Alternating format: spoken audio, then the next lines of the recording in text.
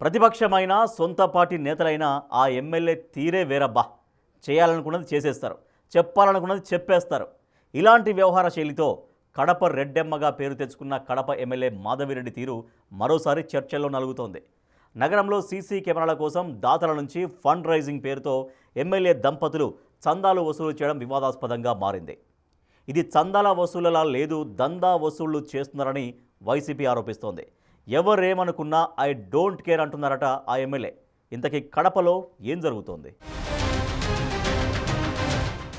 రెడ్డప్ప గారి మాధవిరెడ్డి కడప ఎమ్మెల్యేగా గెలిచిన రోజు నుంచి జిల్లా రాజకీయాల్లో ఫైర్ బ్రాండ్ గా పేరు తెచ్చుకున్నారు. పార్టీ ఏదైనా సరే తనపై వచ్చే విమర్శలకు అంతే ధీటుగా స్పందిస్తారు. దశాబ్ద కాలంగా కడప కార్పొరేషన్ మేయర్ గా ఉన్న సురేష్ బాబుకు చెక్ పెట్టి పదవి నుంచి దించేశారు. తన వ్యవహార శైలితో సొంత పార్టీ నేతలను దూరం పెట్టారనే ఆరోపణలు ఎదుర్కొంటున్నారు.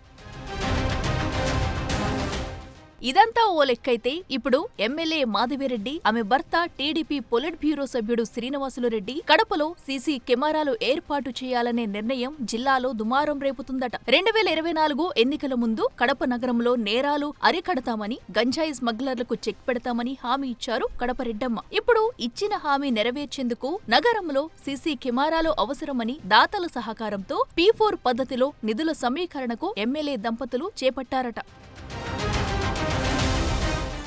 నగరంలో సీసీ కెమెరాల ఏర్పాటు కోసం సొంత పార్టీకి చెందిన మైనార్టీ నేత రబ్బానీని 10 లక్షలు ఇవ్వాలని ఎమ్మెల్యే భర్త శ్రీనివాసులు రెడ్డి కోరారు. ఇవ్వకపోతే పార్టీకి మీతో సంబంధాలు కట్ చేస్తాం, మీ కథ చూస్తామని హెచ్చరించడం ఇప్పుడు జిల్లాలో దుమారం రేపుతుంది. సొంత నిధులతో సీసీ కెమెరాలు ఏర్పాటు చేస్తామని ఎన్నికల ముందు హామీ ఇచ్చి ఇప్పుడు సీసీ కెమెరాల పేరుతో వసూళ్లు చేస్తున్నారని వైసీపీ ఆరోపిస్తుంది. ఇదే సమయంలో మైనార్టీ నేత రబ్బానీ తండ్రి జిలానీ అస్వస్థతకు గురికావడం చర్చనీయాంశంగా మారిందట. జిలానీని శ్రీనివాసులు బెదిరించడం వల్లే అనారోగ్యానికి గురై హైదరాబాద్ లో చికిత్స పొందుతున్నారని ఆరోపిస్తున్నారు వైసీపీ నేతలు. ఇది కడప నగర భద్రత కోసం ఎన్నికల్లో హామీ ఇచ్చిన 2017-18లో నా సొంత నిధులు 50 లక్షల రూపాయలు ఖర్చు పెట్టి సీసీ కెమెరాలకు ఇచ్చిన నేను.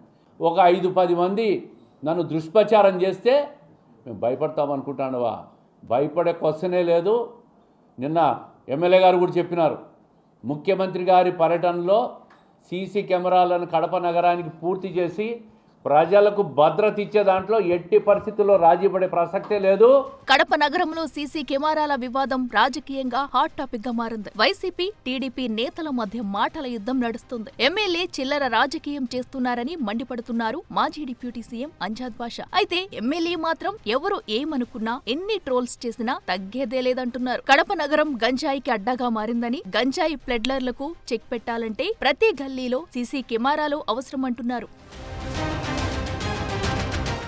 సీసీ కెమెరాల కోసం ₹1 కోటి పైగా నిధులు అవసరమని, అందుకే P4 మోడల్లో నిధులు సమీకరిస్తున్నామని ఆమె సమర్థించుకుంటున్నారు. అసాంఘిక కార్యకలాపాలకు చెక్ పెట్టేందుకు దాతలు ముందుకు రావాలని, సీసీ కెమెరాలు అందించే కంపెనీ పేరుతో చెక్ ఇవ్వాలని కోరుతున్నారు. అయితే మీ పార్టీ అధికారంలో ఉంది, ప్రభుత్వం నుంచి నిధులు తెప్పించి కెమెరాలు ఏర్పాటు చేయాలి, కానీ ఇలా బెదిరించి వసూలు చేయడం ఏంటని వైసీపీ విమర్శలు చేస్తుంది.